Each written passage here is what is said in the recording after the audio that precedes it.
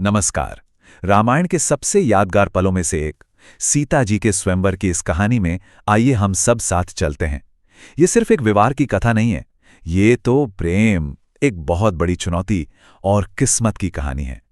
चलिए इस महागाथा की गहराइयों में उतरते हैं। तो कहानी की शुरुआत होती है सीता जी के मन से, उनके दिल से। देखिए, श्री राम के लिए उनका प्रेम जितना गहरा था ना, उतनी ही बड़ी चिंता भी थी।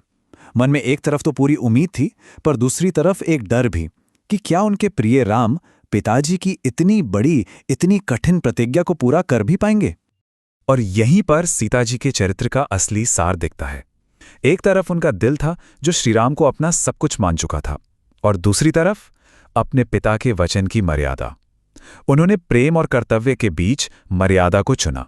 उन्होंने मां भवानी से बस इतना ही कहा, तुम तो मेरे मन की बात अच्छी तरह जानती हो। तो अब चलते हैं मिथिला के उस विशाल सभा में जहां इतिहास लिखा जाने वाला था।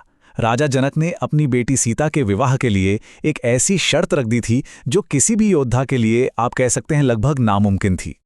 इस प्रण के बिल्कुल केंद्र में था भगवान शिव का वो दिव्य धनुष पिनाक। ये कोई मामूली शस्त्र नहीं था। इसकी दिव्यता और इसका वजन दोनों ही अकल्पनीय थे, और इसी को उठाकर राजा जनक की प्रतिज्ञा पूरी होनी थी, जो अपने आप में एक बहुत बड़ी बाधा मानी जा रही थी। राजा जनक का प्रण बिल्कुल साफ था। इसके 3 हिस्से थे। पहला, धनुष को उठाना होगा। दूसरा, उस पर प्रत्यंचा यानी कि डोरी चढ़ानी होगी, और जो भी वीर ये कारनामा कर दिखाएगा वही सीता से विवाह का अधिकारी बनेगा। अच्छा, ये घोषणा सुनते ही क्या हुआ?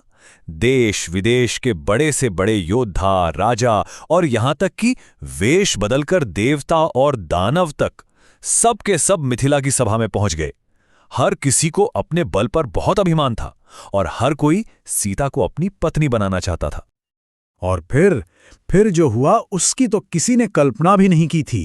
एक से बढ़कर एक महाबली राजा आए, बड़े बड़े राजकुमार आए, सबने अपनी पूरी की पूरी ताकत झोंक दी। लेकिन वो धनुष, वो तो अपनी जगह से टस से मस नहीं हुआ। सारा घमंड, सारा आत्मविश्वास एक पल में चकनाचूर हो गया। सबको अपमानित होकर वहां से लौटना पड़ा। आप सोचिए, उन महान योद्धाओं में से कोई भी उस दिव्य धनुष को हिला तक नहीं पाया।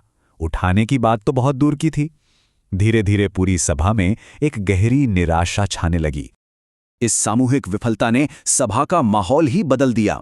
जहां पहले उत्साह और गर्व था, वहां अब राजा जनक की गहरी निराशा, और उसके ठीक बाद लक्ष्मण का भयानक क्रोध गूंज रहा था।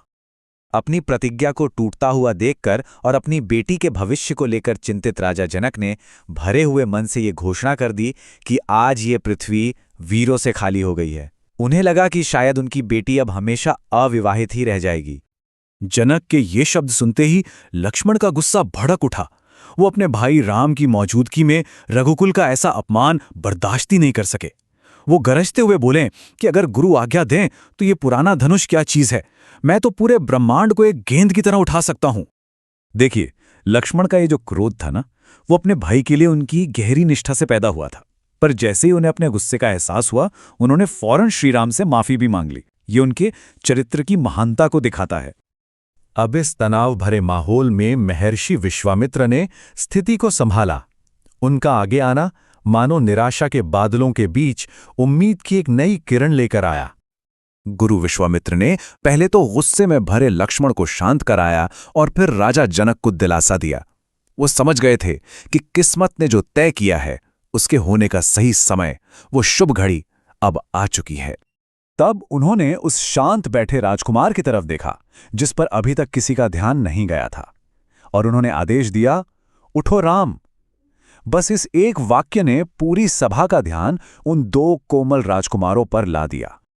सभा में बैठे दूसरे राजा अब मजाक उड़ाने लगे। वो आपस में फुसफुसाने लगे कि भाई, जिन महाबलियों से ये धनुष हिला तक नहीं, उसे ये फूल जैसा कोमल बालक कैसे उठाएगा। उन्हें लगा ये तो उनका अपमान करने का एक और तरीका है।